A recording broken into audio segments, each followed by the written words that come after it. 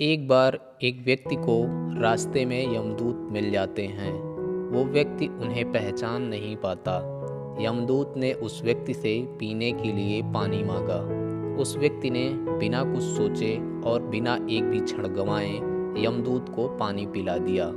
पानी पीने के बाद यमदूत ने उस व्यक्ति को बता दिया कि वो उसके प्राण लेने के लिए आए हैं, परंतु उस व्यक्ति ने यमदूत की प्यास बुझाई थी। इसलिए यमदूत ने उस व्यक्ति को अपनी किस्मत बदलने का एक मौका देते हैं। यमदूत ने उस व्यक्ति के हाथ में एक डायरी दे दी और उस व्यक्ति से कहा कि तुम्हारे पास 5 मिनट का समय है। इस डायरी में तुम जो कुछ भी लिखोगे वही सच में हो जाएगा, लेकिन ध्यान रखना कि तुम्हारे पास केवल 5 मिनट ही हैं। उस व्यक्ति ने डायरी को जैसे ही खोलकर देखा तो पहले ही पेज पर लिखा था कि उसके दोस्त की लॉटरी निकलने वाली है और वो लखपति बनने वाला है। उस व्यक्ति ने पहले पेज पर लिख दिया कि उसके दोस्त की लॉटरी ना निकले। अगले पेज पर लिखा था कि उसका एक रिश्तेदार चुनाव जीतकर मेयर बनने वाला है। उसने वहाँ पर लिख दिया कि उसका रिश्तेदार चुनाव हार जाए।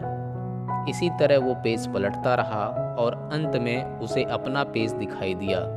जैसे ही उसने कुछ लिखने के लिए अपना पेन उठाया कि यमराज ने उस व्यक्ति के हाथ में से डायरी वापस ले ली और कहा, हे वत्स, तुम्हारे पास 5 मिनट का समय था, अब वो ख़त्म हो गए हैं, अब कुछ भी नहीं हो सकता है।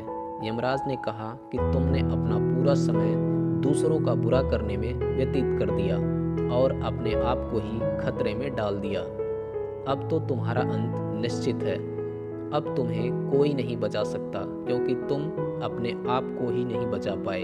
यह सुनकर वो व्यक्ति बहुत ज़्यादा पछताता है, लेकिन अब पछताने से कुछ नहीं हो सकता था, क्योंकि अब सुनहरा मौका उसके हाथ से निकल चुका था।